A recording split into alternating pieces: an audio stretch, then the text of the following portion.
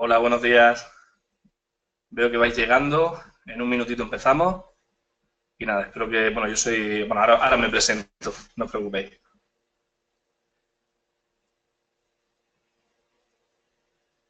Me veis bien y se ve la imagen del PowerPoint también bien.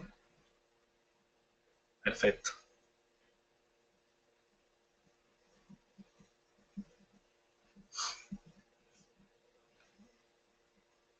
Bueno, pues si os parece, hemos dado cinco minuticos de rigor, ¿vale? Y empezamos. Lo primero, presentarme para los que no me conocéis. Yo soy Pedro Ferrer, soy adiestrador canino, soy técnico en equitación, soy adiestrador de caballos y soy entrenador de leones marinos. Además, trabajo en modificación de conducta multiespecie, trabajo con muchísimos animales.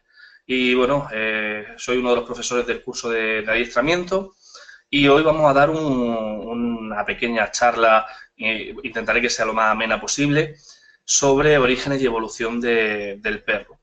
A mí este tema me gusta bastante y pienso que toda persona que trabaje con alguna especie, con algún animal, debería saber la mayor cantidad posible de información sobre el animal o el ser con el que va a trabajar, porque esta información es la que nos va a permitir poder hacer un trabajo de calidad y funcional, ¿vale? Si desconocemos muchas cosas de sus orígenes, de su etología, de su anatomía, de su biología, luego nos costará muchísimo más hacer procesos de educación o de entrenamiento o de adiestramiento que sean eficientes. Entonces, pues nada, hoy vamos a intentar ver de dónde vienen los perretes, que son el animal por excelencia en nuestras casas. Vamos a ver si... Lo primero que es importante es ver el tema de la organización taxonómica. Cuando hablamos de taxonomía, lo que estamos planteando es cómo agrupar a un ser desde el gran grupo hasta el grupo más pequeño. Es como si hiciéramos un árbol genealógico a gran escala del animal del que vamos a hablar. Lo primero es sencillo, cuando hablamos de dominio estamos hablando de seres celulares que tienen un núcleo celular correcto, ¿vale? Te lo voy a decir exactamente, que tienen núcleo, es que hay veces que las palabras son difíciles también, que tienen núcleos verdaderos. Cuando hablamos de reino, y estamos hablando del reino animal, es súper fácil ubicarlo en el reino que son animales que tienen locomoción, que consumen oxígeno, que se alimentan, ¿vale? Es un grupo muy amplio, es donde están todo el reino animal. Cuando hablamos de su reino, estamos hablando de estos animales que ya tienen musculatura, nervios, un poquito más complejos, ¿vale? Porque podríamos, en el reino animal, podríamos hablar de otros animales que no son tan complejos como puede ser, por ejemplo, una medusa, ¿vale? Cuando hablamos de filo y hablamos de cordata, estamos hablando de una línea cartilaginosa que tienen la mayoría de los animales vertebrados, sobre todo en la fase embrionaria, y que luego, cuando crecen, en sus filos, se convierte en la columna vertebral, ¿vale? En clase ya estamos hablando de mamíferos, ¿eh? El perro lo vamos a clasificar dentro de todo esto en el grupo de los mamíferos, está dentro de este gran grupo de los mamíferos del cual nosotros también estamos incluidos. Y lo que quiere decir que tienen una parte que se asemeja bastante a nosotros. Por otro lado, cuando hablamos de teria, estamos hablando de cómo se engendra, cómo aparece en el embrión. El embrión se forma en el útero materno. Es una de las características también muy importantes de animales mamíferos como nosotros o como el perro. Por otro lado, vemos también que son placentarios. Las crías permanecen muchísimo tiempo en el útero. Un perrete puede estar unos 4 meses de gestación, ¿vale? Nosotros estamos 9, un perrete de 4 es bastante tiempo y están dentro de la placenta. Por otro lado, esto es ir desglosando el árbol genealógico, esos grupos que tienen, pues bueno, vamos a ir siguiendo, escalonando a los perretes para conseguir ubicarlos en la última especie que son ellos, ¿vale?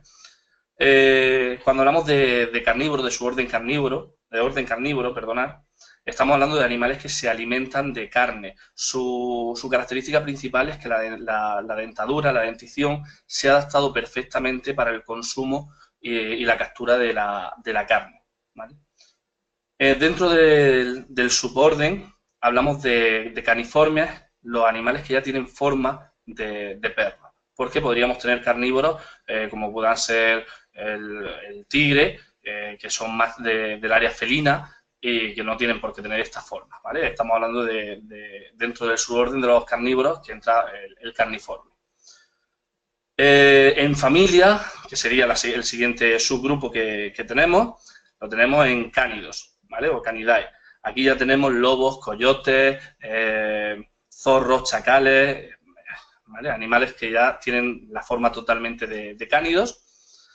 En su familia ya hablamos de canidae, que son las especies que han sobrevivido, ¿vale? No todos los cánidos llegan a nuestro tiempo, hay muchas especies extintas, ¿vale? Y luego como género, pues tenemos el canis, donde ya tenemos a los lobos, chacales, los coyotes y los perros. Esto yo sé que es un poco pastel, pero bueno, es interesante que sepamos organizarlo y qué significa cada cosita. Dentro de la especie tenemos el Canis lupus, que ya son solo los lobos y los perros, y por último la subespecie de Canis lupus familiares, que es lo que llamaríamos ya oficialmente el perro.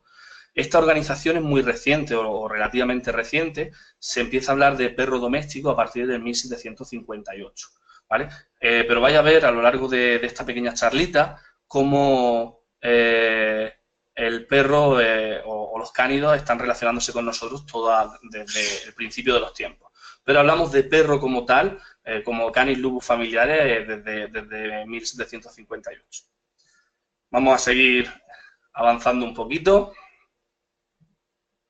Los primeros carnívoros que nos encontramos, ¿vale? En este orden taxonómico que hemos visto, los encontramos sobre el planeta hace unos 50 millones de años.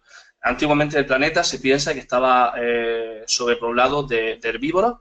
Primero aparecen las plantas, aparecen los líquenes y demás, y conforme aparecen las plantas, pues aparecen animales que puedan gestionar el exceso o la sobrepoblación de plantas, aparecen los herbívoros, y como la naturaleza es muy sabia, pues cuando hay un exceso de herbívoros, pues necesitan aparecer una serie de individuos que puedan regular ese exceso de animales herbívoros, y aparecen los primeros carnívoros.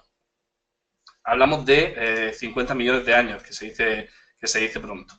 Los carnívoros caniformes proceden del género de los Miacis. Miacis es una palabra griega que significa animal madre, y pensamos que se refieren a eso, a ser el principio de los primeros animales que empezaban a tener forma de cánido, ¿vale? Los gatos dentro de los que tienen forma de felino, los felinae, vienen de los vivaberris o algo así, no lo recuerdo muy bien, y los cánidos de los miacis. Pues son los primeros animales que pensamos que empiezan a tener forma de cánido. De manera que los consideramos como el principio evolutivo de estos animales que tenemos todos en casa.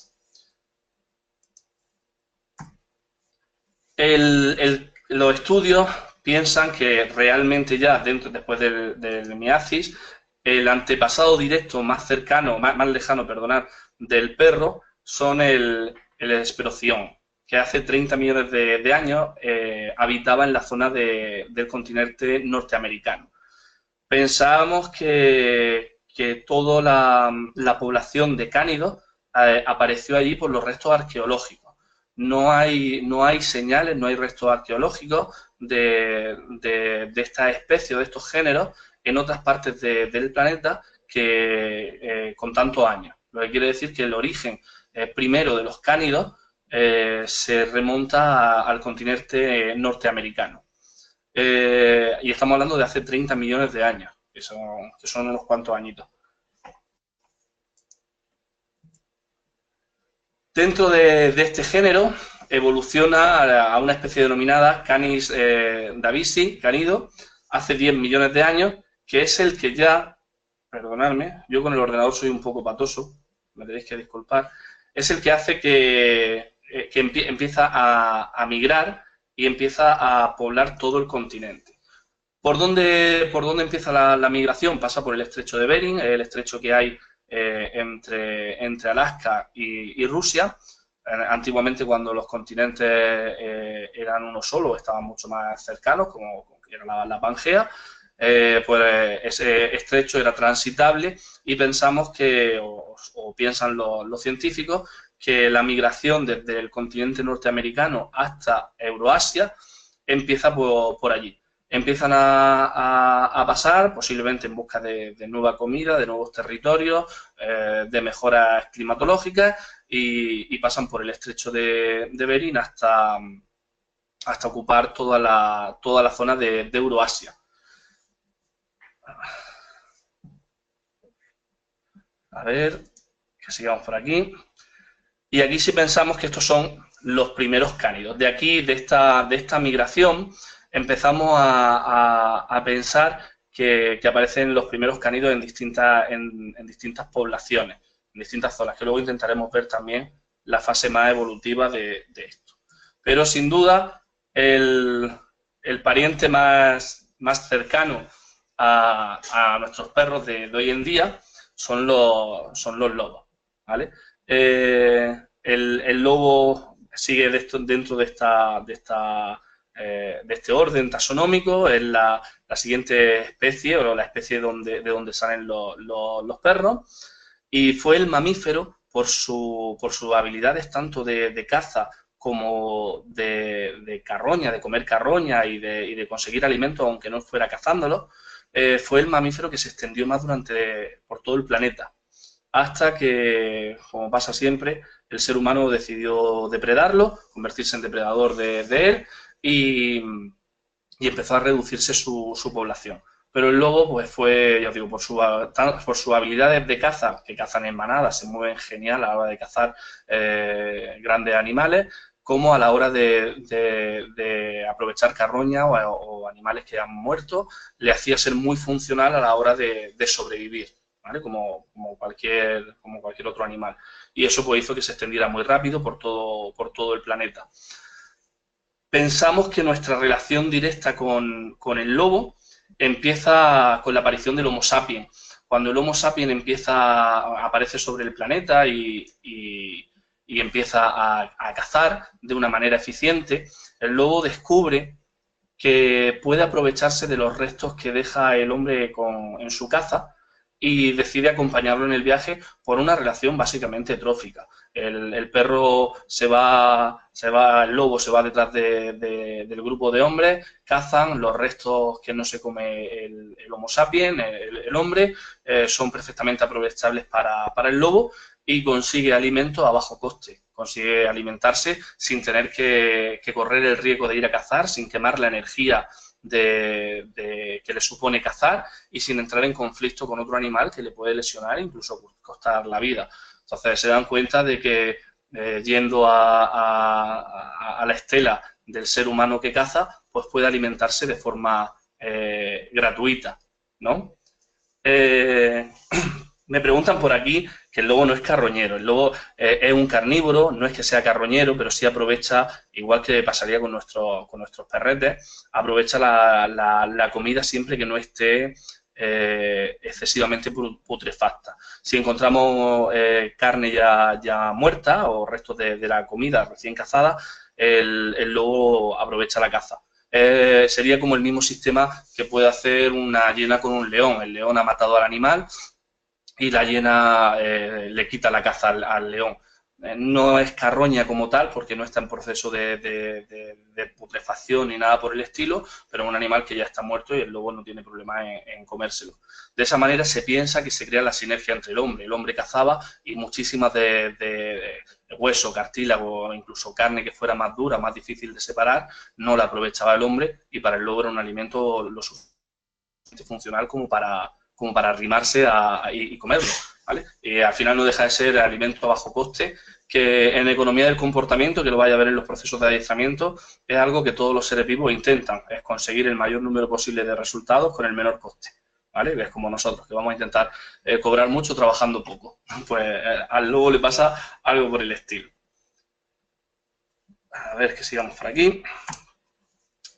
Esta relación que estamos hablando, que en principio es totalmente trófica, ¿vale? Entre el lobo y el humano, solo para comer, hace que haya una serie de individuos, o se piensa que hay una serie de individuos, que al no tener que desarrollar una condición física excepcional para la caza, se vayan convirtiendo de una manera más o menos paulativa en los perros que conocemos. Pensamos que la aparición del perro no deja de ser una adaptación al medio por tener menos necesidad de supervivencia con el tema de la caza.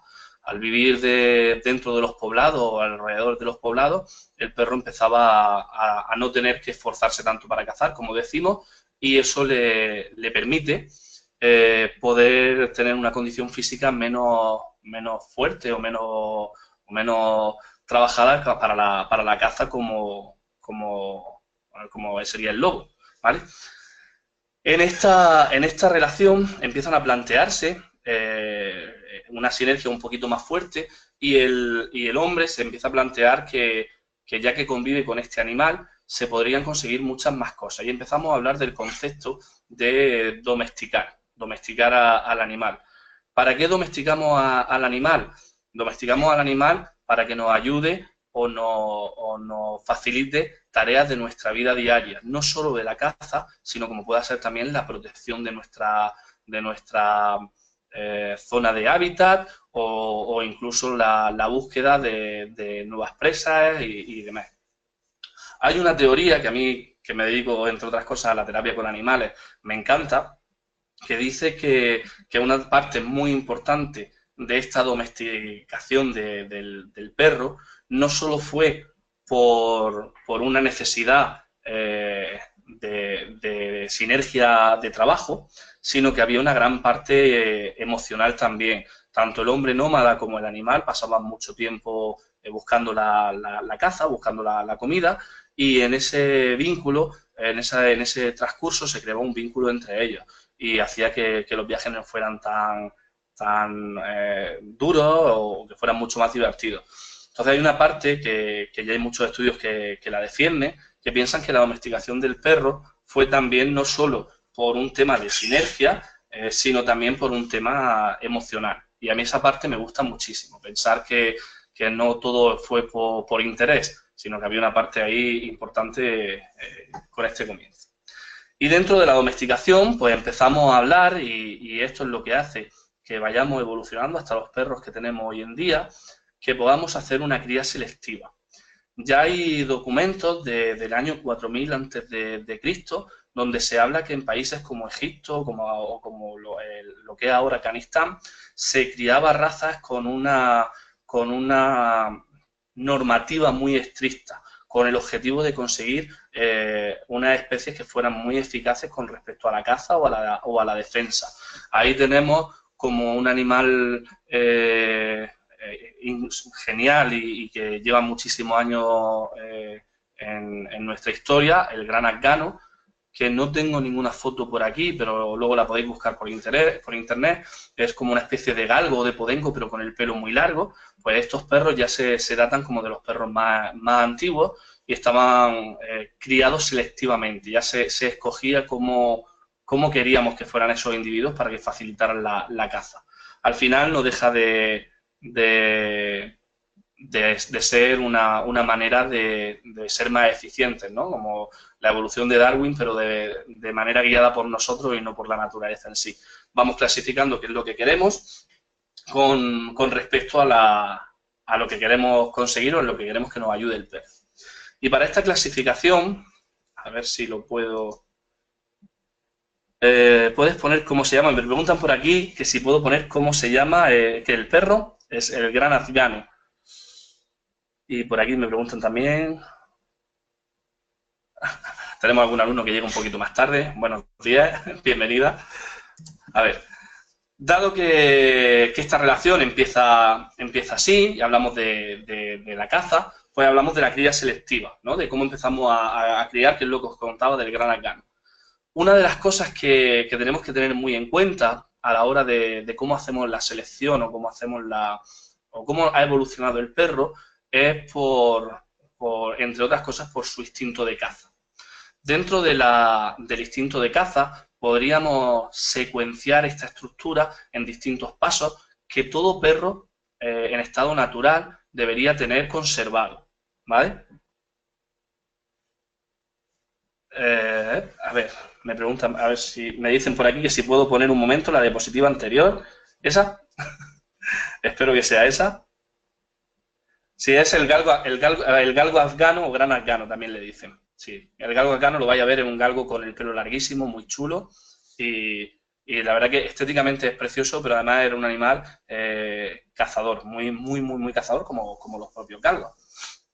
En la secuencia natural de la caza es como si dijéramos las fases evolutivas que tiene el patrón de movimiento, el patrón motor del perro. Todo perro sano en estado natural debería ser capaz de hacer todo esto. Esto sería como si cogiéramos la secuencia de caza para la supervivencia y la desencadenáramos, la despedazáramos en pequeños trocitos para entenderla mejor. Lo primero que hace un perro es la deambulación. Cuando deambula lo que está buscando es, a través de sus sentidos, a través del olfato, a través de la vista o a través del oído, está buscando nuevas presas, ¿vale? Para poder funcionar.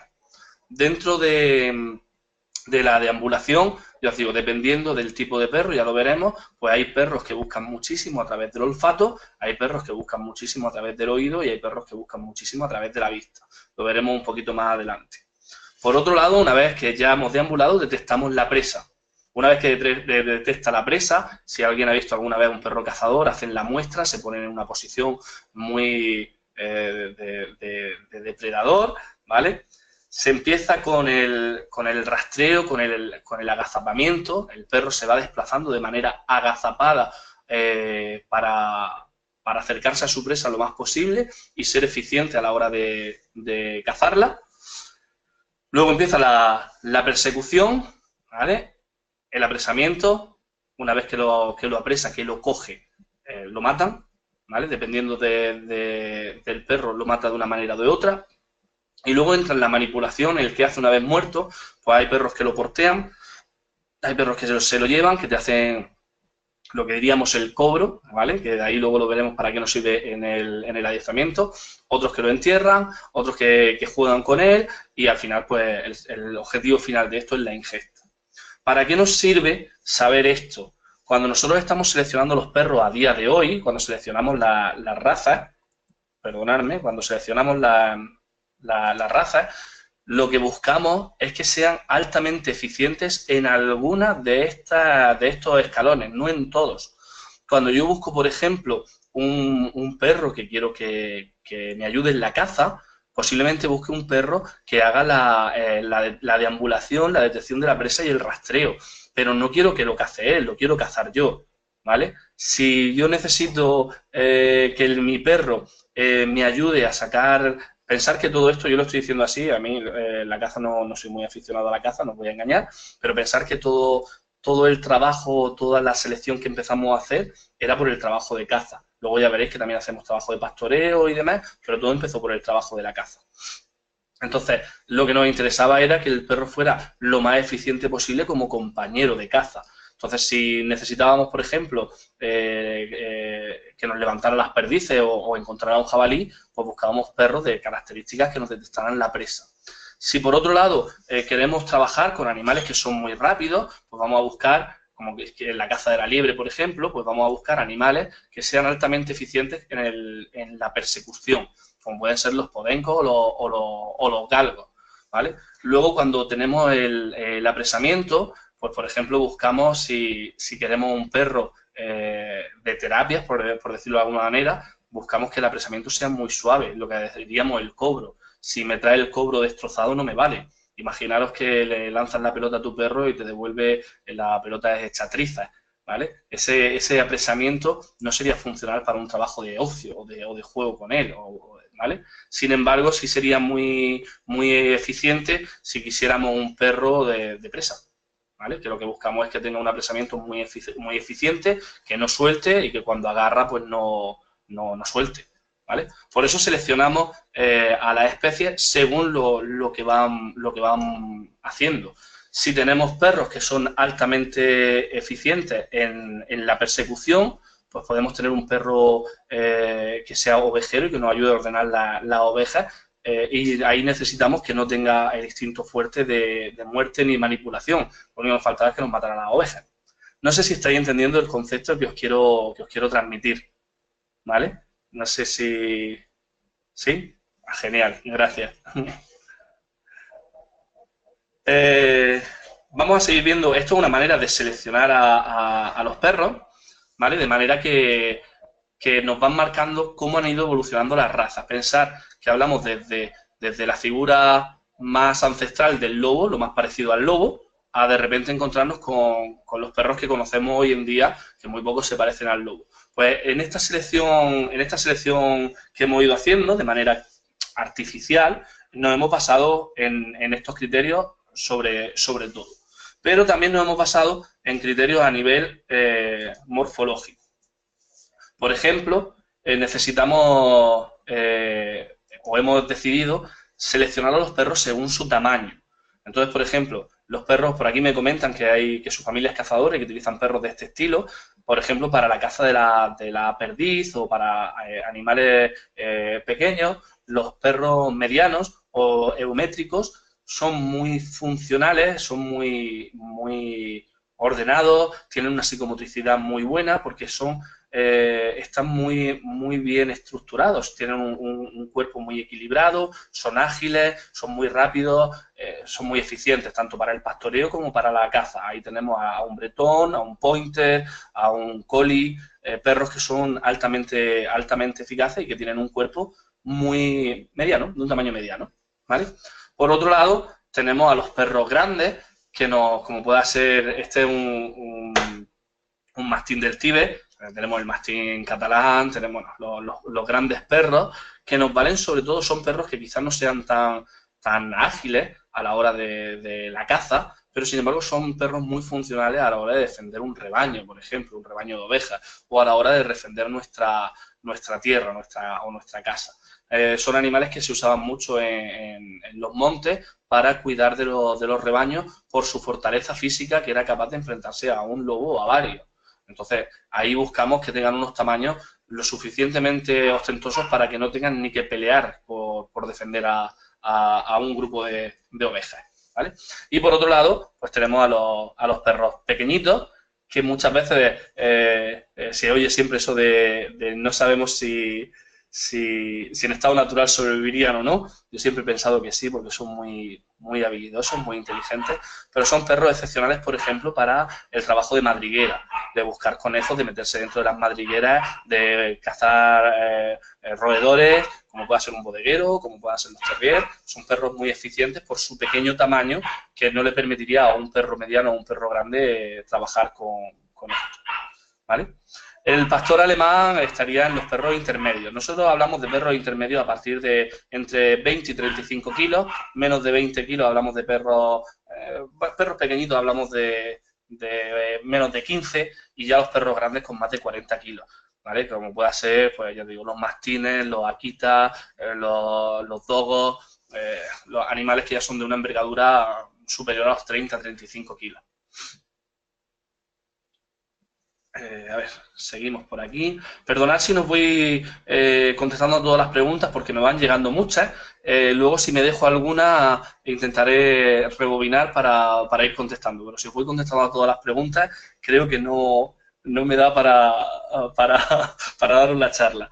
Estoy intentando aquí ir siguiendo el hilo de las preguntas, pero eso, me están llegando muchísimas. Voy a seguir y luego intento contestar alguna, ¿vale? Con respecto a sus proporciones, una cosa es el tamaño, y hemos hablado de la envergadura corporal, pero luego necesitamos saber qué proporción tiene.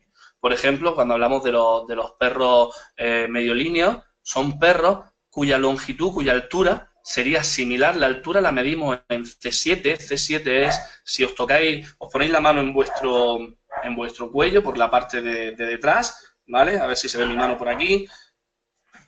Me voy alejando de la cámara, esto del espejo. Si os ponéis la mano por detrás y os tocáis el huesecito más protuberante del cuello, eso es C7, ahí es donde medimos tanto perros como caballos, es la manera de medir la altura de un perro, ¿vale? Cuando hablamos de perros medilíneos, hablamos de que la alzada del perro es muy similar a la longitud, ¿vale? Es casi igual de alto que de largo. Eso hace que sean perros, como puede ser el pastor alemán, perros muy equilibrados también con respecto a su tamaño y que sean muy eficientes a la hora de moverse. Por otro lado, tenemos a los perros longilíneos, como puede ser el dogo, que nos encontramos perros que son mucho más altos que largos, ¿vale? De manera que son perros que nos vale, por ejemplo, bueno, estos animales eran muy buenos compañeros para la caza a caballo, porque tenían esta envergadura y acompañaban mucho en los viajes de este estilo, sobre todo a la nobleza en sus cacerías. Y luego tenemos los perros brevilíneos, cuya alzada es inferior a su longitud. Imaginaros esto un teckel, pero imaginaros un perro salchicha. Son perros, o un beagle, son perros que son más largos que altos. Estos perros el teckel, por ejemplo, es altamente eficiente para el trabajo con jabalí. Son perros de madriguera, con un olfato muy bueno, muy resistentes, que se mueven muy bien por zonas de matorral bajo y que hace que son muy sigilosos, hacen que pueda sacar a la presa de una manera muy eficiente. Bueno, pues estos perritos también tienen su razón de ser. A ver, seguimos por aquí. Por otro lado, tenemos la forma del cráneo. Cuando nosotros empezamos a seleccionar a un perro, la manera más, el cráneo más, por decirlo de una manera, más auténtico, más primario, es el más parecido al lobo. Pues hemos dicho que el perro viene del lobo. Entonces, la cabeza menos modificada, por decirlo de alguna manera, serían los mesocefálicos, ¿vale? Una cabeza piramidal, como puede ser la del pastor alemán o del pastor belga. Tiene una estructura intermedia entre el braquicéfalo, que tiene la cabeza igual de ancha que de larga, como puedan ser los boxers, ¿vale? O que los perros dolicocéfacos como el galgo. Cuando sigáis este curso, no sé si todos los que estáis en esta charla tenéis acceso a los vídeos de este curso. Hemos montado un vídeo muy interesante donde explicamos las diferencias de los cráneos con cráneos reales y el profe que lo explica, que es genial, que se llama Ángel Tórtola, nos explica, bueno, pues cómo funcionan estos cráneos y cómo en los cráneos de los perros como los galgos se buscaba esta longitud, porque ese centímetro, esos 2 centímetros de largo que tiene su hocico, era la diferencia entre cazar a un conejo o no, o cazar a una liebre o no. Si no tenían esos 2 centímetros, su velocidad punta hacía que se les escapara la liebre. Entonces se fue buscando un tipo de cráneo, un tipo de cabeza de perro que fuera altamente eficiente en la persecución y la caza de animales muy rápidos, como fuera la liebre o el conejo. Hay un vídeo, ya digo, muy interesante en esto, yo os lo intento contar como puedo, pero bueno, Ángel Tórtola es paleontólogo y lo explica muchísimo mejor que yo. Espero que podáis ver todo el vídeo. Yo lo explico lo mejor que puedo. hacemos lo que podemos. Por otro lado, una cosa es la forma del cráneo y otra cosa son los rasgos morfológicos que tiene la cabeza del perro, ¿vale? Por un lado tenemos los perros lupoides, que son viene de lupus, de lobo, ¿vale? Tienen los rasgos muy parecidos al lobo, como ya os digo, como el husky, el perro lobo checoslovaco, el pastor alemán, el pastor belga, perros con rasgos muy similares faciales al lobo, ¿vale? Que es el animal originario. Por otro lado, tenemos los perros bracoides, que tienen las orejas y los belfos colgando. Quizá el ejemplo más fácil de ver pues sea el cocker, que tiene esas orejas largas, con esos morros caídos, muy fácil de identificar, ¿vale? Por otro lado, tenemos a los perros con cabeza graioide, donde la cabeza tiene forma de cono, como puede ser igual los galgos, y las orejas están plegadas. Esa oreja plegada creemos que también tiene una función aerodinámica. No tiene esa oreja colgando que molesta tanto para la caza, ni esa oreja puntiaguda. Y como además el galgo funciona muy bien a través de la vista y no tanto del olfato y del oído, no necesita tener ese sistema, ese sentido tan activo. Entonces tiene esa oreja plegada que le permite ser mucho más aerodinámico, por decirlo de alguna manera, el morro alargado en forma de cono que le va a permitir la caza. Y por otro lado tenemos los perros con cabezas molosoides, que son cabezas robustas, los belfos grandes, caídos, las orejas pequeñas con respecto al cuerpo, como pueda ser este animal tan curioso como son los carlinos, bueno, que ya veremos cómo se ha ido trabajando para modificarlo. Al final pues tenemos una cabeza muy chata, orejas muy pequeñas, como puede ser también el Shar-Pei o el Bulldog francés o perritos así, donde al final se busca que tengan la cabeza muy chata y las orejas pequeñitas, ¿vale? A ver. Todo esto recordamos que es para poder seleccionar las medidas que tomamos para ir seleccionando los perros. Pensar que, volvemos a decir, que al final la selección de los perros que tenemos es casi toda artificial. Lo hemos ido creando de manera selectiva con respecto a lo que nosotros necesitábamos que hiciera el perro o que nos ayudara el perro. Por otro lado, también tenemos la posición de la cola. Tenemos unas colas erguidas, como puede ser, van implantadas en la parte más alta de la columna y siempre van hacia arriba, como puede ser el caso de los terriers, ¿vale? Es muy típico en ellos. Tenemos las colas en tirabuzón, que van hacia arriba y enroscadas, como puede ser el chau chau, el Akita Inu americano también. El husky también lo suele tener, es una cola que se implanta alta y se enrosca en tirabuzón dentro de sus lumbares, de manera que se queda como si fuera un rosco, ¿vale? Y por último tenemos las colas bajas, como puedan ser, son la continuación del dorso, como puedan ser los pastores, los perros ovejeros y demás, donde la cola tiene una implantación más baja y lo que hace la cola es continuar la longitud del dorso del animal. Todas estas estructuras morfológicas se van a buscar igual con un beneficio a la hora de trabajar con los animales. Pensar que se ha dejado, ahora ya se hace más, pero se ha dejado muy poco al azar. Cuando seleccionábamos las razas, buscábamos lo mejor para trabajar con ellos. Otra de las características con las que seleccionamos perros es a través de sus orejas. Buscamos las orejas caídas. Volvemos a decir, por ejemplo, la oreja caída se planteaba que daba una función muy buena para perros rastreadores, porque al limitar un poquito su audición hacía que el perro se basara mucho más en su olfato. Entonces, pues se habla de que son perros que rastrean muy bien y que buscan mucho a través del olfato, pues como pueda ser un beagle o como pueda ser un cocker o qué más. Por otro lado, las orejas en rosa, como hemos dicho del galgo, o de los povencos, que son orejas que se pliegan sobre sí mismos de manera que no entorpezcan mucho los procesos. Es un órgano que vamos a utilizar no en exceso a la hora de trabajar y necesitamos que no nos moleste mucho con respecto a la carrera, ¿vale? A la hora de correr.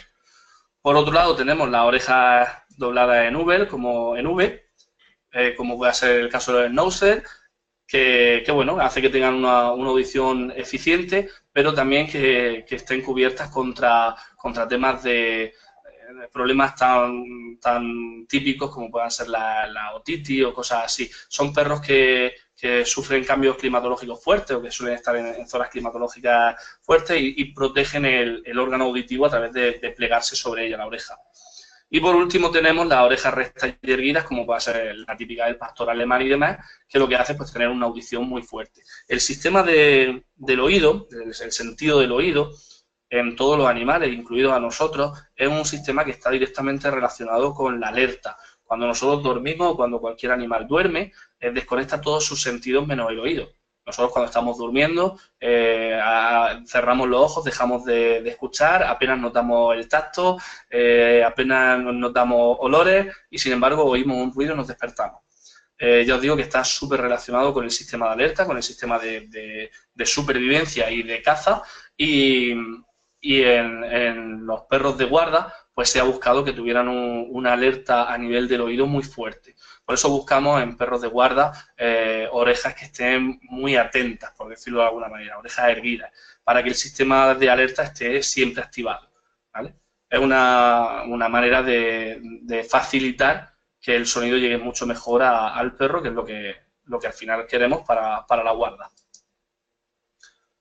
No sé si me estáis haciendo preguntas o no estoy viendo yo preguntas por aquí o estáis muy callados.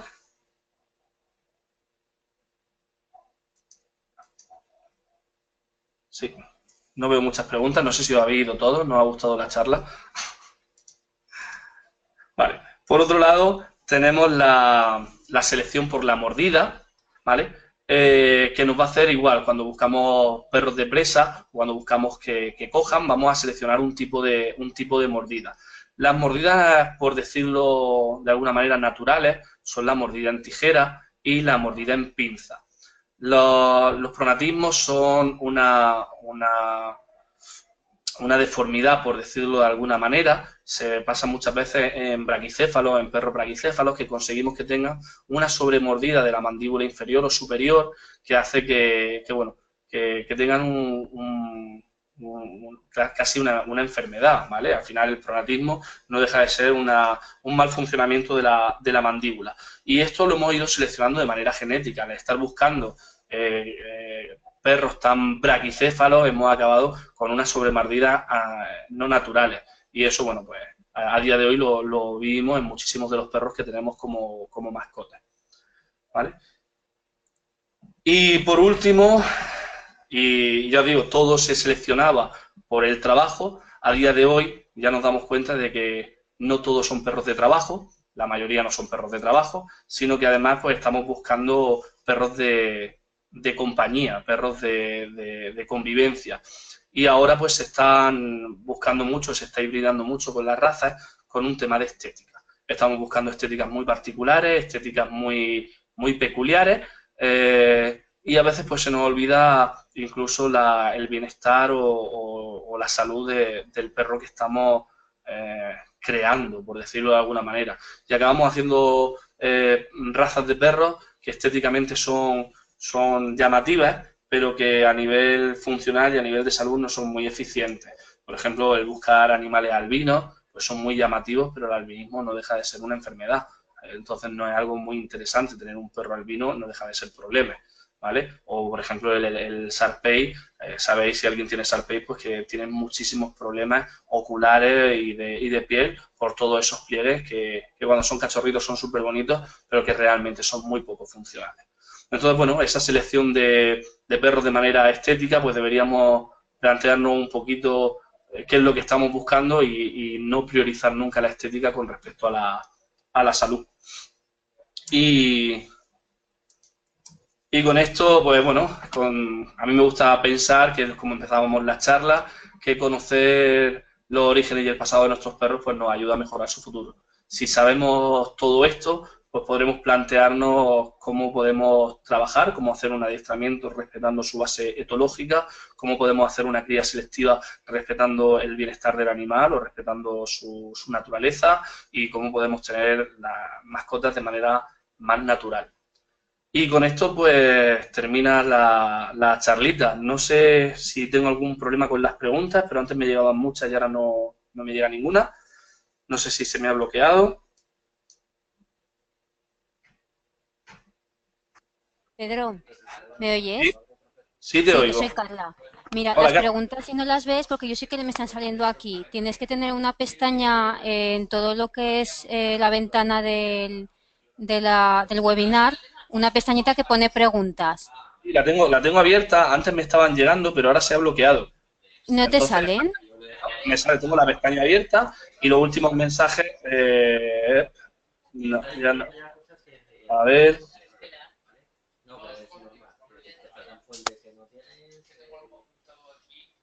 Si quieres, si eh, no te las voy leyendo. me están entrando, perdona, me están entrando ahora. Vale, vale, Ahora sí, pues sí, sí, ahora me están llegando 1.000 millones. vale. Nada, pues Vale, entonces te dejo que las vayas mirando porque algunas son preguntas y otras son comentarios de durante la charla y no sé en qué momento eran, genial. ¿vale? Vale, pues si no os importa, chicos, como se me ha bloqueado el tema de las preguntas, si alguien tiene alguna pregunta que quiera que le responda, me la vuelve a enviar e intento contestarla. Bueno, gracias, me están llegando muchos agradecimientos, gracias a vosotros por escucharme. Esto se nos hace raro porque la tecnología y los perros hay veces que no son muy compatibles y nos toca aprender. Nos toca aprender con los ordenadores. Buah, están llegando muchísimas. Hay una pregunta que pregunta cuál es el cuarto tipo de mordida. Tenemos la mordida en tijera y la mordida en pinza, que son relativamente normales, y luego tenemos los pronatismos, que son que la mandíbula inferior o superior se desencaja. Es hacia adelante, a ver si me pongo delante de la cámara. Voy a hacer el perro, no os riáis. Ese sería un pronatismo inferior, ¿vale? Y lo otro sería un pronatismo superior. Cuando la mandíbula se sobresale hacia adelante, la mandíbula superior, un pronatismo superior, cuando es la inferior, ¿vale? Diríamos que sería un pronatismo inferior. Es muy típico en los carlinos, en el bulldog, en perros braquicéfalos. Esa pregunta con respecto a la mordida.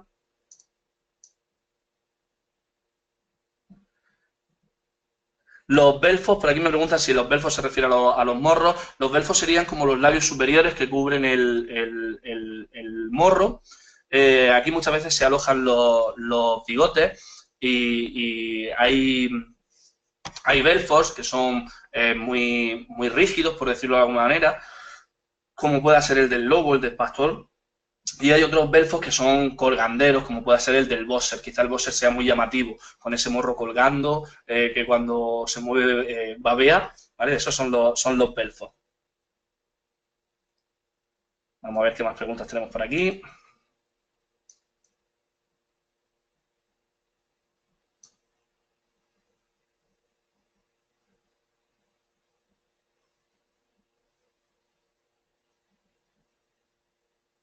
A ver. En el temario, bueno, en el temario tenéis todas las razas con los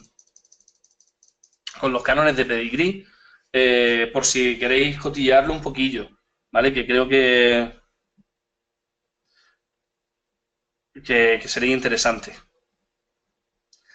Entre las dos mordidas primeras, a ver si somos capaces de volver, que me estoy preguntando mucho con el tema de la mordida. La mordida en pinza lo que hace es, o sea, la de tijera es para seccionar la carne, mientras que la de pinza es para desgarrarla, ¿vale? Una mordida más de desgarrar, mientras que la de tijera es más de seccionar, de cortar.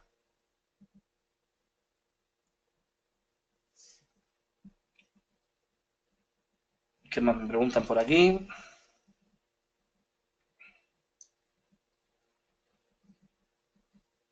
Me preguntan las arrugas del Sarpey, bueno, son naturales porque ya hemos hecho la raza así. No es que sean peligrosas, pero requieren de unos cuidados mucho más exhaustivos que un perro que tenga un pelaje menos arrugado, ¿vale? Una piel menos arrugada. Al final lo que requiere es de un mantenimiento mucho más exhaustivo para que, o de una higiene muy fuerte para que no tengamos problemas de infecciones. Y sobre todo en las zonas de las mucosas, en la zona de las ingles, de las axilas, del morro y de los ojos. Suelen tener muchísimos problemas en los ojos.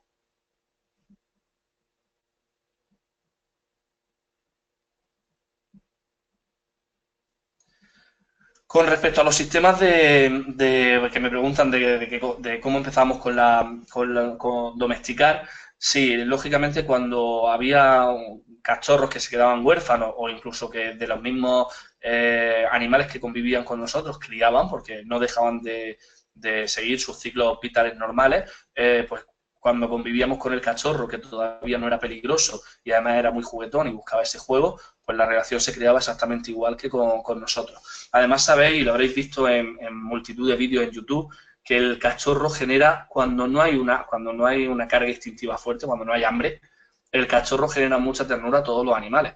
¿Vale? Cuando tenemos nuestras necesidades cubiertas y no tenemos hambre, un cachorro siempre nos invita al juego, a querer jugar con él, a querer conocerlo, y eso pasa en todas las especies. Vemos a un tigre jugando con una ovejita, a un perro jugando con un pato, todo eso pasa porque se crea esa ternura siempre y cuando las necesidades primarias tróficas estén cubiertas. Nunca vaya a ver a un animal con hambre jugando con su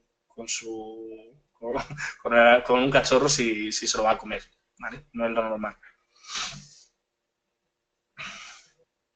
Me preguntan las orejas dobladas en V y en rosa. Las orejas en rosa son las típicas del galgo. Son orejas que pensamos que se acortan o que se encogen sobre sí mismas, como si fuera una flor, como si fuera una rosa o una coliflor más bien, con intención de favorecer la aerodinámica, de que puedan correr, de que no vayan colgando molestando, de que no puedan tener enganchones. Una oreja colgando puede tener un enganchón en la rama cuando van con la caza y desgarrarse, y al final todas las heridas son perjudiciales en un animal en estado salvaje. Entonces se busca una oreja que sea muy eficiente a la hora de la caza. La oreja doblada en V pensamos que está más diseñada para temas climatológicos también, para tener un punto intermedio entre la oreja colgando y la oreja erguida, pero se dobla sobre sí misma, pensamos que por proteger el órgano un poquito más que la oreja erguida, ¿vale? Porque haya una protección del oído, al final no deja de estar el oído al descubierto. Todos los perros tienen todos sus sentidos eficientes. Lo que pasa es que tenemos perros que son mucho más de olfato y tenemos perros que son mucho más de vista.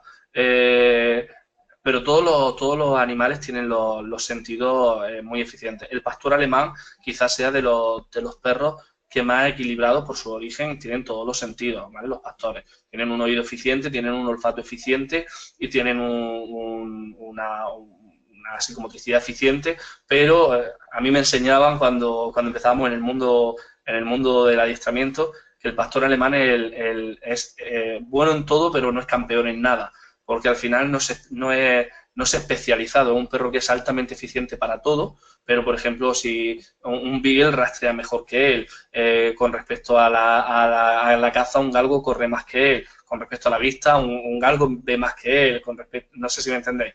Entonces al final la especialización de los sentidos hace que haya perros muy eficientes con respecto a un sentido, no con respecto a todos. ¿Vale? Pero sí, todos los perros en general son eficientes con todos sus sentidos y el pastor alemán es muy equilibrado.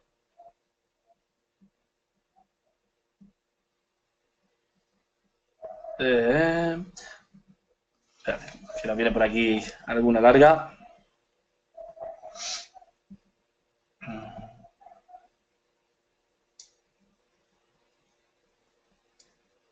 Perdonadme los silencios, pero ya digo, no soy muy eficiente yo con el ordenador. Cuando lleve 1000 clases, supongo me resultará más fácil. Me preguntan el dogo argentino. El dogo argentino es un perro de presa. Si no me equivoco, está entre el mesocefálico y el braquicéfalo, porque tiene una cara bastante ancha.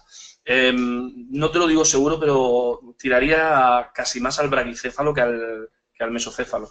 Pero te lo puedo mirar y comprobarlo. Creo que sí, que es braquicéfalo. Porque, ya os digo, es un perro de presa. En los perros de presa se suele buscar una mandíbula corta y potente.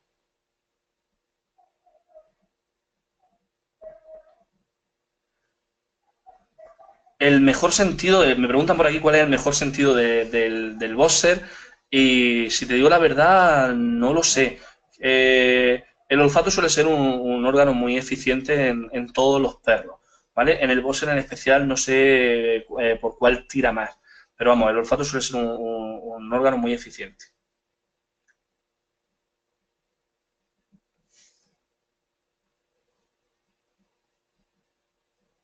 Bueno, parece que ya van llegando menos preguntas.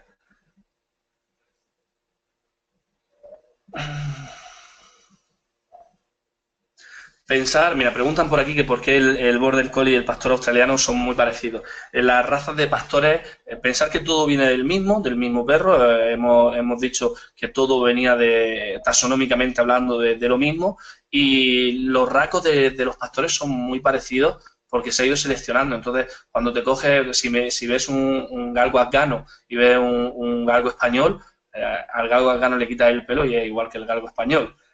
No es que se haya, como todo viene del mismo animal, se ha buscado la misma funcionalidad. Entonces nos encontramos perros muy parecidos con cambios relativamente superficiales a nivel morfológico. Casi todos los perros de pastoreo son muy parecidos. El ovejero español es muy parecido al collie, pero con el morro un poquito más corto. Realmente los perros de pastoreo son todos muy parecidos, igual que los perros de guarda son todos muy parecidos, y igual que los perros de presa son también todos muy parecidos.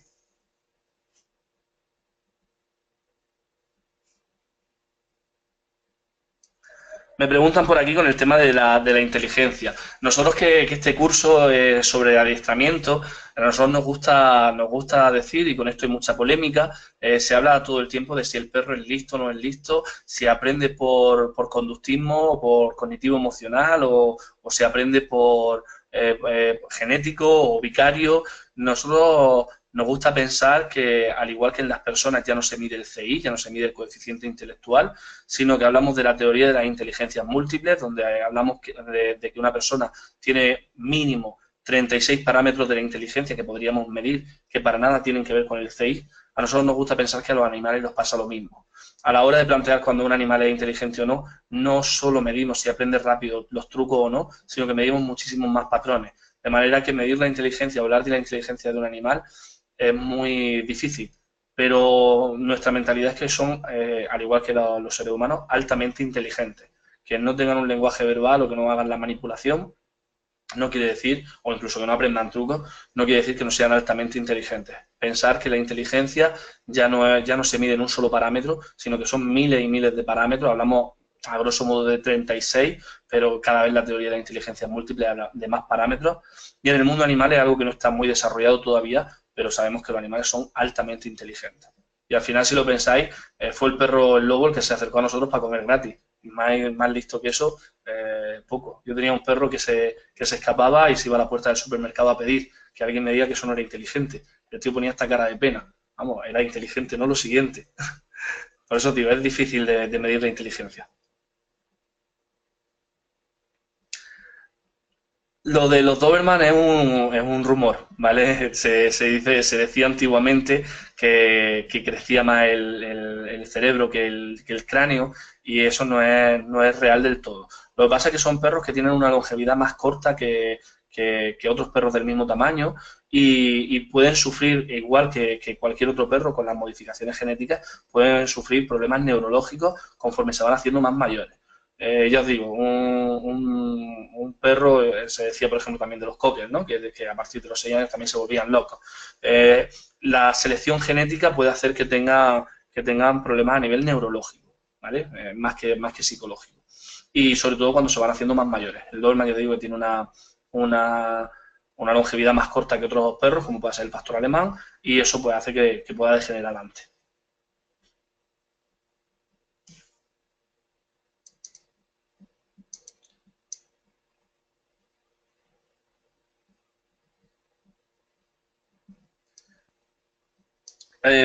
Alguien dice por aquí que tiene un amigo que dice que los perros no tienen sentimientos.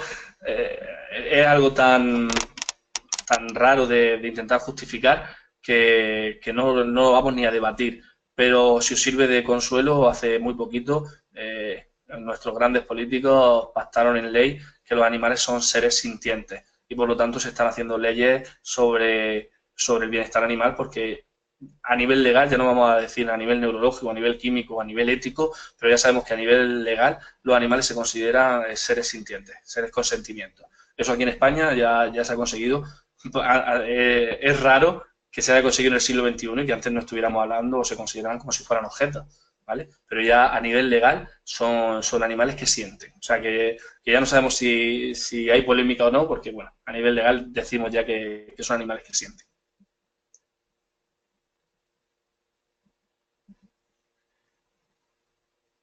Cuando hablamos aquí me pregunta el animal más inteligente, ya te digo, medir la inteligencia es muy complicado por parámetros. Los cerebros más parecidos, por decirlo de alguna manera, con el de lo humano, están siendo o se consideran que son los de los delfines, los de los delfinaes, no solo por sus características morfológicas del cerebro, sino por muchos de sus comportamientos. ¿Vale? Igual que los primates. Pero ahora mismo quizás el animal que más se parezca al cerebro humano sean los delfines o los delfinaes, la orca, el delfín o distintas especies de delfines.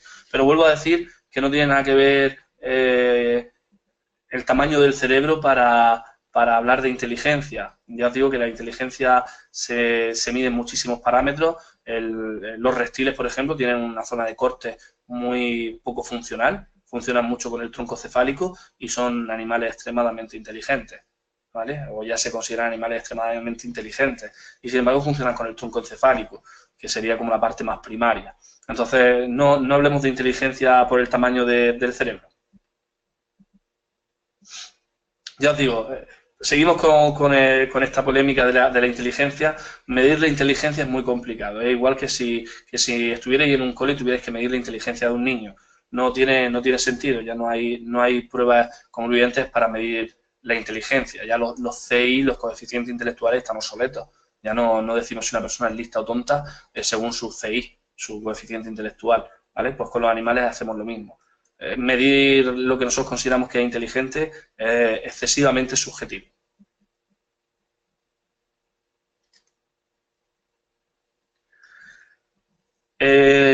Para trabajar, alguien me pregunta que cómo reducir o trabajar el instinto de caza de un podenco. Se hace con el trabajo de adiestrador. Vosotros, los que estéis como adiestradores, lo vais a aprender y hay distintas maneras. Pensar que el instinto de caza se produce en el tronco cefálico, no es emocional y no es cortical y por lo tanto a la hora de trabajarlo es muy, muy, muy complicado.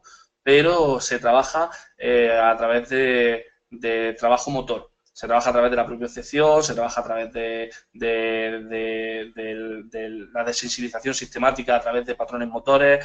Entonces, es complicado, ¿vale? Pero se trabaja. Quizá para eso tendríamos que preparar toda una charla, ¿vale? Pero se le puede quitar, lo único que hay que plantearse es que no tienen que ser estrategias corticales, sino que estamos hablando de un instinto.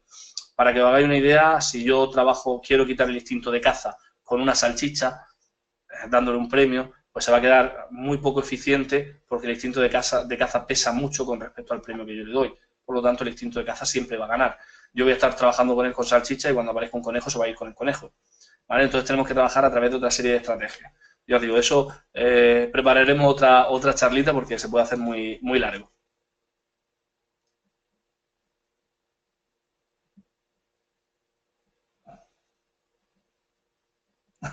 Vale, lo intentaremos. Prepararemos una charlita, Aida, para ver todo este tema. A mí es de las cosas que más me gustan porque os vuelvo a decir que mi especialidad es la modificación de conducta y yo trabajo modificación de conducta en todos los animales. He tenido la suerte de trabajar con lobos, de trabajar con tigres, de trabajar con hienas y al final nos damos cuenta de que todas las conductas son modificables si sabemos cómo abarcarlas. Si no, pues tenemos un problema. Si pensamos que todo es conductismo, todo es cortical, nos quedamos siempre en la superficie y no conseguimos el objetivo. Veo que os vais despidiendo todos. espero que vuestra charlita, o sea, que esta charlita os haya gustado, que nos veamos en próximas y, nada, y nos veremos prontito. Muchísimas gracias a todos. No sé dónde está mi cámara, aquí. Hasta luego y un placer. Chao.